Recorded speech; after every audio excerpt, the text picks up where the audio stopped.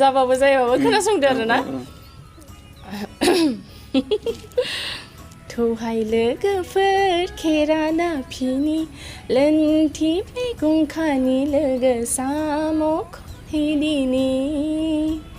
गोमसा बिलोआव जुगुरुब ना गुरहैनि गोमसा बिलोआव जुगुरुब ना गुरहैनि खुलुमबाय टाइम्स नाव बड'लेण्ड नायगिरि नोंथांमोननि गेजेराव आं दिनैहाय मोगा-मोगि हाबाफारि लादों जेरैहाय दा मेडाम मासुम दं बिथांजों आं सिनायथिखौ होनो थाखाय खावलायनाय थाबाय खुलुमबाय बयखौबो बयबोथ' मिथिखायो जेनेबा आं मासुम ब्रह्म ओमफ्राय आंनि जोनोम जायगाया जाबाय उदालगुरि ओमफ्राय चिरां जिल्लायाव आंना हाबा जाफैबाय आरो मेडामा बर' सावथुनावहाय मा सनाव फैजेनामोन आं एक्चुअलि 2004 निफ्राय बर' सावथुन मुलुगाव फैजेनदों आरो मेडामा मोनबेसे मा एलबामाव एबा फिल्माव फाव खालामखो आं दिनैसिमथ' एलबामा 21टा जाबाय 21टा जाबाय ओमफ्राय फिल्म होनबाथाय 17टा जाबाय आरो ओमफ्राय मामोन आं बारा मोजाङै गोसोआव गैला नाथाय बिनि गेजेरावनो आं मोनसे मोननै बिदि नाम बुंनोसै फिल्मनि मुं होनबा खुगा गेवा दङ नोंनि अननायाव दङ बारहुंखा सिमां ओमफ्राय फानजारिनि दाउ मैना ओमफ्राय नों आंनिनो निजोरा ओमफ्राय आरोबाव गोबां दङ आं गोसोआव गैला ओमफ्राय एलबाम होनबा माबा दङ एकुथा दङ हिमालि बिरदावलि गोसो ओमफ्राय उसाव बादाव गोसो ओमफ्राय दङ बिदिनो आरो दा गोसोआव गैला आरो आं मेडामा बे फिल्मफोरनि गेजेराव बबे फिल्मखौ साबसिन इन्ट्रेस्ट मोन्दोंमोन माने खामानि मावनाय बेसेबांसिम मोजां मोन्दोंमोन आं बयनिख्रुइ दिनैसिम मावनो मोजां मोननाय फिल्मानो जाबाय नोंनि अननायाव फिल्माव माने ओरैबायदि आं मोजां मोन्दों ओमफ्राय खुगा गेवा बे मोननै फिल्माव माने आं गानानै बिराद मोजां मोन्दों ओमफ्राय गोबां माने जिनिस आं सोलोंनोबो मोन्दों आरो ओंखायनो आरो फार्स्ट टाइमाव मेडामा बे फिल्म इन्डास्ट्रियावहाय माबोरै फैजेनखो एबा मा गोसो जानानै फैखो एक्चुअलि बुंनो थाङोबा माने आं बे लाइनाव फैनो एकदम गोसो गैथारामोन माने जर जबस्ति लाबोनाय बायदिसो जादों आरो आंखौ माने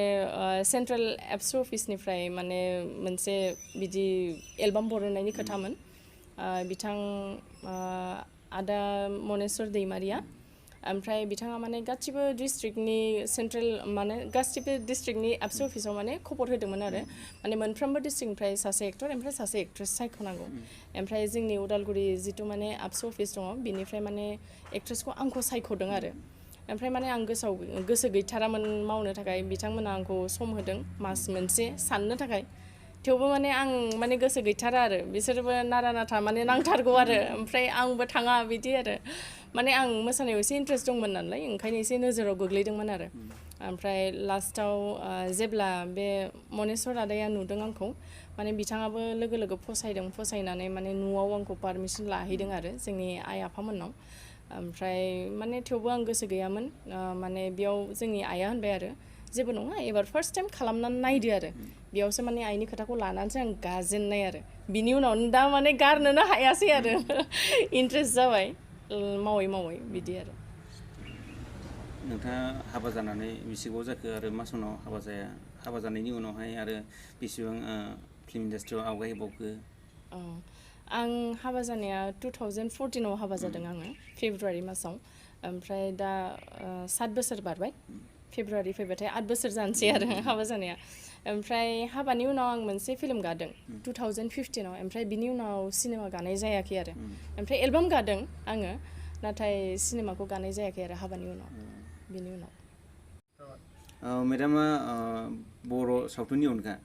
गुबुन हारिनि सावथुनावबो एसे खालामबाय होननाय खोनादों बे बेसे सैथो माने खालामदों आङो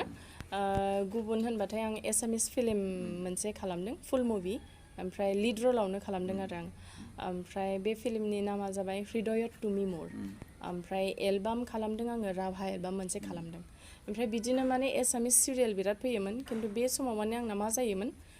इथिंजाय बर' शुटिंबो फैयो इथिंजाय एसामिसनिबो शुटिं फैयो बिदि माने डेटनि बिराद क्लास जायोमोन आरो ओंखायनो माने आङो बर'खौ फार्स्ट प्रिफारेन्स होयोमोन आरो ओमफ्राय बिदिनो एसामिसफ्रा बिदिनो मेरला केन्सेल जादों आरो आंना जों गोबाव समनिफ्राय जों नुबाय थादों माखासे बर' एलबामखौ जोङो मेदामनिफ्राय जोङो नुबाय थायो फैयो सम समनि गेजेराव ओमफ्राय माने बेबायदि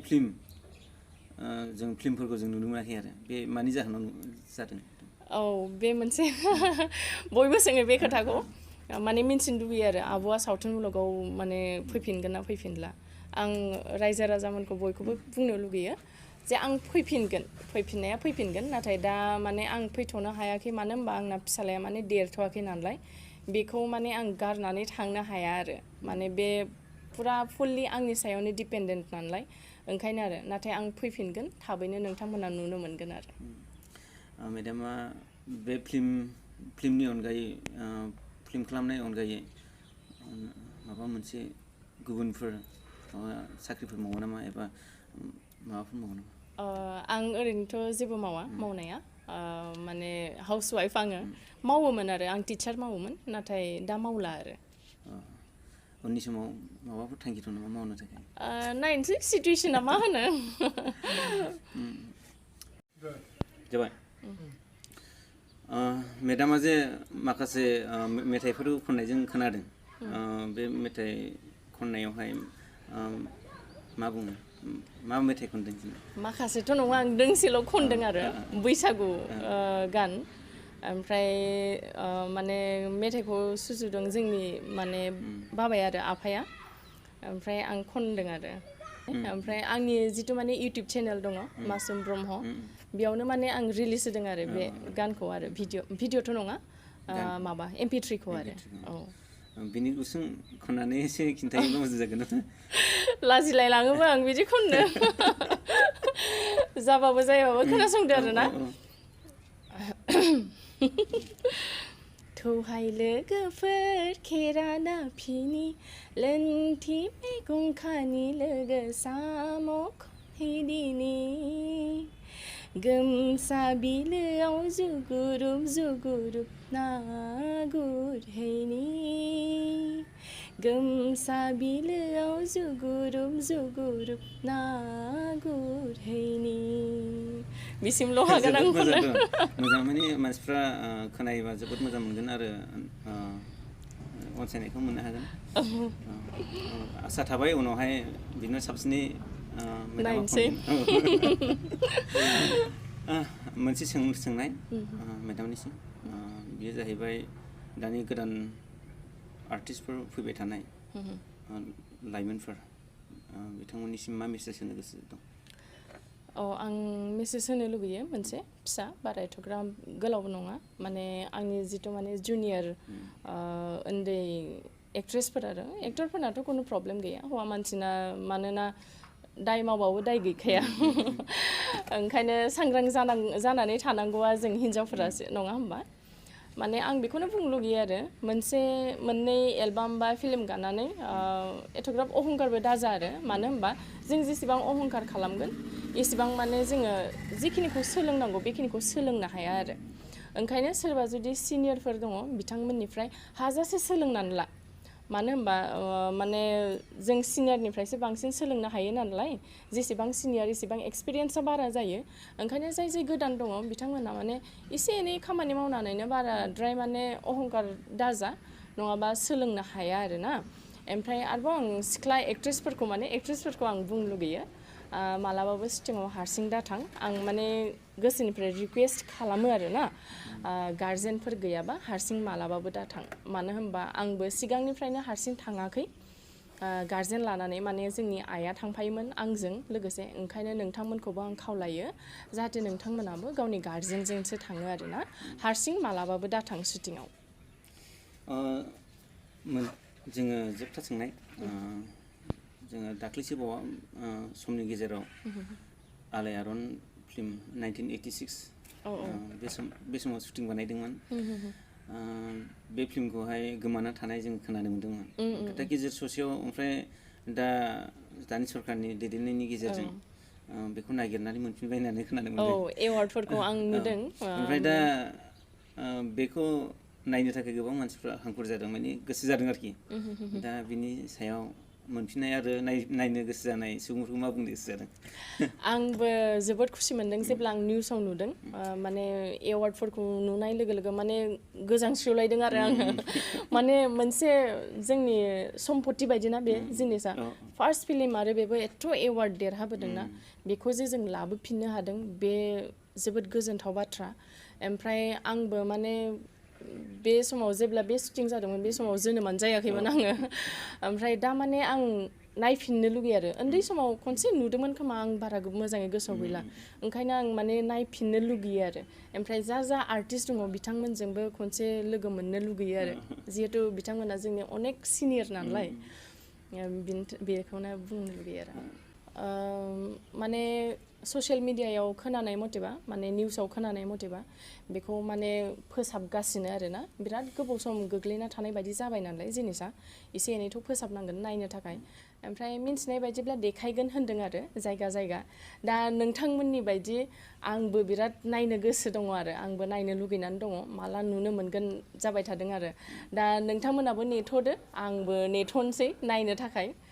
थाबैनो नुनो मोनगोन आरो जोङो। दिनैनि मोगा-मोगि हाबाफारिखौ आं बिसिमावनो दोननो गोसो जाबाय। जोंनि टाइम्स नाव बड'लेण्ड नायगिरि नोंथांमोन आरो आंनि खाथियाव थानाय मासुम मेडाम, बिथांखौ आं हाजासे हामबायदों आरो आंनि नायगिरि नोंथांमोनखौ आङो आंनि गोसो गोरबोजों हामबाय होदों। मेडामखौ आङो खावलायदों नेक्स्ट टाइमावबो जोंनावहाय माबा मोनसे फोरमायनो गोसो दङब्ला एबा निउसाव एसे आपडेट खालामनो सानदोंब्ला अननानै फोरमायनो हागोन। उननि समावबो आङो जोंनि सायाव माने वेलकाम। ओमफ्राय आरो नायगिरि नोंथांमोननोबो आङो बेनिफ्राय बेबायदि आं आपडेट लाबाय थागोन। नोंथांमोनाबो नेनानै था। आरो जायफ्रा नायबाय नोंथांमोनखौ आङो आंनि गोसोनिफ्राय आंनि गासै हामबाय होबाय। दिनैनि मोगा-मोगिखौ आं बेयावनो दोनथ'नाय जाबाय। गोजोन्थों।